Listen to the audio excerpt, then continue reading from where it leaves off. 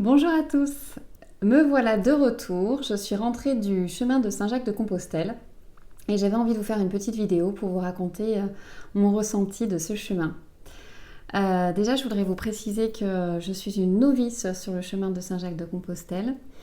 Le chemin de Saint-Jacques, c'est à peu près 1500 km entre le Puy-en-Velay et Saint-Jacques, Santiago. Donc autant vous dire que moi j'en ai fait 200 en 10 jours, donc je suis vraiment une toute petite novice. Donc ce que je vais vous donner ici comme ressenti, ce ne sont voilà, que mes ressentis et que mes émotions par rapport à ce chemin. Mais j'avais vraiment envie de vous partager ce que j'ai pu vivre parce que c'était une très belle aventure. Donc je suis partie 10 jours en laissant mari et enfant, donc en tant que femme seule. Et ce qui est très rigolo, c'est que quand j'ai annoncé en fait à mon entourage que j'avais décidé de partir, une des premières choses qu'on m'a dit, c'est j'espère que tu trouveras ce que tu es parti chercher sur le chemin. Et en fait, moi, j'avais pas du tout cette attente-là. En fait, je n'avais pas spécialement d'attente, si ce n'est que de me reconnecter à moi-même et de me retrouver. Parce que je suis maman de deux garçons, donc un de 11 ans et un de bientôt 10 ans. Donc autant vous dire que ça fait 11 ans que ma vie est rythmée par ces deux petits bouts. Et je n'ai plus beaucoup de moments pour moi et j'avais vraiment besoin de retrouver cet instant où je me redécouvre et où je repars à la conquête de qui je suis. Et je trouve que c'est d'autant plus important quand on est thérapeute. Donc du coup, je suis partie faire ça vraiment, voilà, juste avec comme idée en tête de me retrouver. Et j'avoue que le premier jour, quand j'ai pris la route, donc en partant du Puy-en-Velay, et que je me suis tapé la grosse montée en sortant du Puy-en-Velay, je me suis dit, mais qu'est-ce que tu fais là?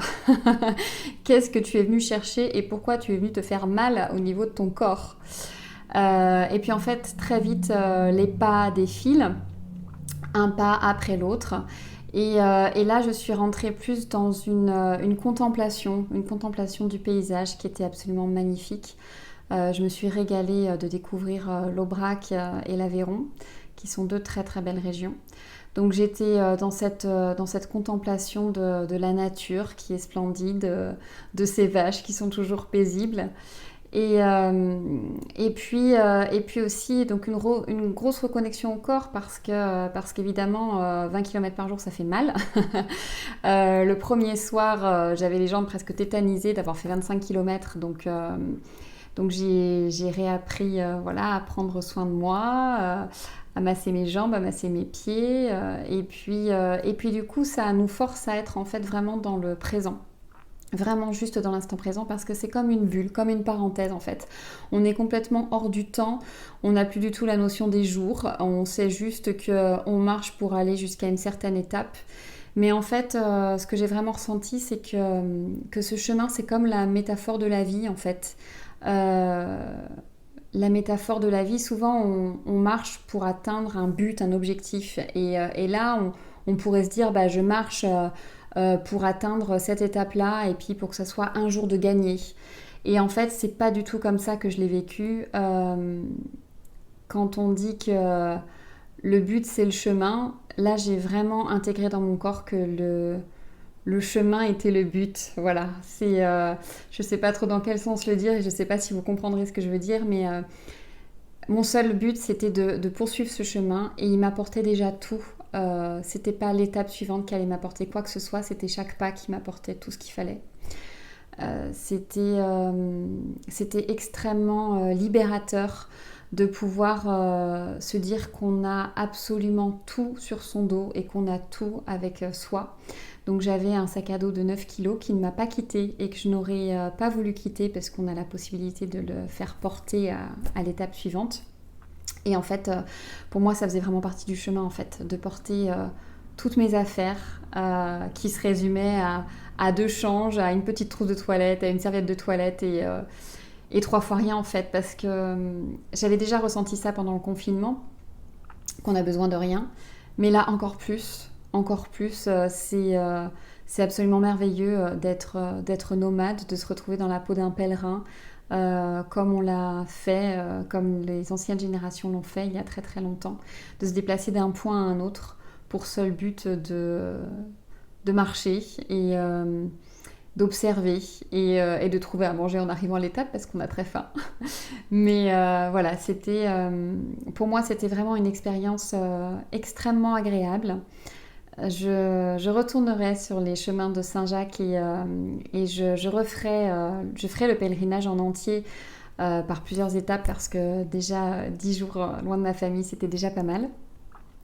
Je voudrais aussi vous dire, si vous êtes une femme et que vous êtes seule, vous ne craignez rien du tout sur ces chemins. Il y a énormément de bienveillance. En fait, déjà, vous n'êtes pas souvent complètement seul parce qu'il y a toujours un pèlerin devant ou derrière et vous croisez des gens. Et puis, il y a cette grande solidarité et ces rencontres sur le chemin. Et ce que je retiendrai vraiment de ce chemin, c'est ces rencontres qui sont éphémères, brèves, mais qui sont tellement sincères et qui, en fait, on va tout de suite à l'essentiel. Et je pense notamment à plusieurs personnes qui, je pense, se reconnaîtront si elles regardent la vidéo, que je voudrais remercier parce qu'on a partagé des moments très très forts. Et j'ai 2 personnes qui m'ont fait la joie de me faire confiance et de me confier leurs témoignages que vous verrez d'ici quelques semaines sur ma chaîne YouTube. Ces rencontres étaient magnifiques et en fait les gens vont tout de suite à l'essentiel et nous font part d'une part d'eux. En fait, il y a une connexion qui se fait tout de suite d'humain à humain. Il n'y a plus besoin il n'y a plus de classe sociale en fait. On ne sait plus qui est qui. Il n'y a pas de rôle en fait. On n'a qu'à être juste nous et à être sincère dans nos rapports. Et j'ai trouvé ça absolument merveilleux de pouvoir échanger entre êtres humains en allant tout de suite à l'essentiel, sans fioriture, sans savoir ce que l'autre faisait dans la vie ou le statut social qu'il avait parce qu'en fait on s'en fiche.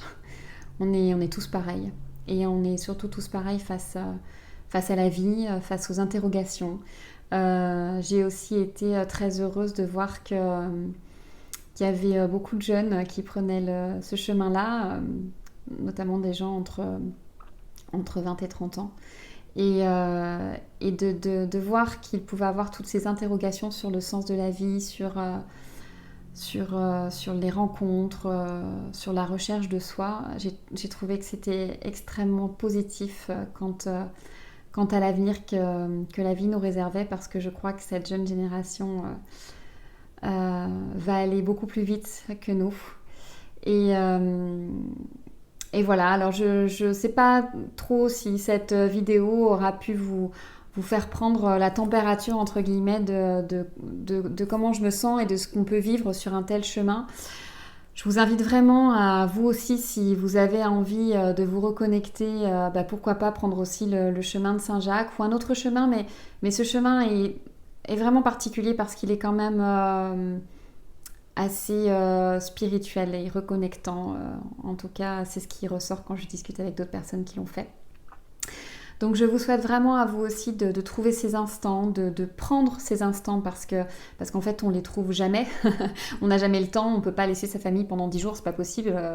Comment ils vont faire et comment ils vont s'organiser, etc. Et en fait tout se passe très très bien parce qu'on n'est absolument pas indispensable. Et ça vaut vraiment le coup de faire ça pour se retrouver, pour se reconnecter à soi. Voilà, écoutez, je vous souhaite une très belle journée, je vous embrasse très très fort et je vous dis à très bientôt pour de nouvelles aventures.